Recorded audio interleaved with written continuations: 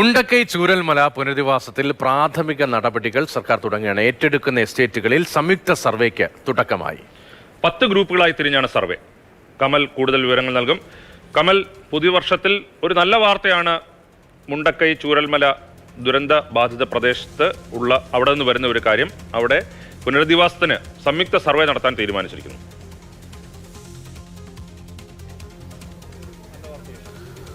രാജീവ്, കൃഷി, വനം, റവന്യൂ വകുപ്പുകളിലെ ഉദ്യോഗസ്ഥരാണ് സംയുക്ത സർവേ നടത്തുന്നത്. ഇപ്പോൾ കൽപ്പറ്റയിലെ എൽസ്റ്റൺ എസ്റ്റേറ്റിലാണ് സർവേ നടപടികൾ തുടങ്ങിയിരിക്കുന്നത്.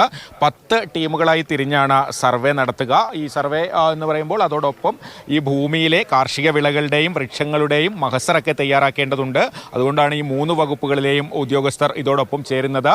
ഈ കൽപ്പറ്റ എൽസ്റ്റൺ എസ്റ്റേറ്റിൽ 77 ഹെക്ടർ ഭൂമിയും മേപ്പാടി പഞ്ചായത്തിലെ നെടുമ്പാലയിൽ ഹാരിസൺ മലയാളത്തിൻ്റെ 68 ഹെക്ടർ ഭൂമിയുമാണ് ഏറ്റെടുക്കാൻ തീരുമാനിച്ചിരിക്കുന്നത്. ഇപ്പോൾ സർവേ തുടങ്ങുന്നത് എൽസ്റ്റൺ എസ്റ്റേറ്റിൽ നിന്നാണ്. ഇവിടെ എത്രയും പെട്ടെന്ന് ഇത് പൂർത്തിയാക്കിയ ശേഷമായിരിക്കും നെടുമ്പാലയിലേക്ക് സംഘം നീങ്ങുക. ADM ഉൾപ്പെടെയുള്ള ഉന്നത ഉദ്യോഗസ്ഥർ ഇവിടെ എത്തിയിരുന്നു.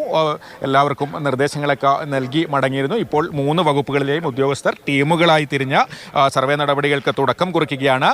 അതുപോലെ ഇന്ന് സ്പോൺസർമാരുടെ യോഗം സർക്കാർ തിരുവനന്തപുരത്ത് വിളിച്ചിട്ടുണ്ട്. നടപടികൾ വളരെ വേഗത്തിലാക്കാനുള്ള ശ്രമമാണ് സംസ്ഥാന സർക്കാർ നടത്തുന്നത്. ഹൈക്കോടതിയിൽ ഉണ്ടായിരുന്ന കേസിൽ കഴിഞ്ഞ ദിവസം തീർപ്പായിരുന്നു. എസ്റ്റേറ്റുകൾ ഏറ്റെടുക്കാമെന്ന് ഹൈക്കോടതി അറിയിച്ചിരുന്നു. അതിന് പിന്നാലെയാണ് ഇപ്പോൾ ജില്ലാ ഭരണകൂടം സർവേ നടപടികളുമായി മുന്നോട്ട് പോകുന്നത്.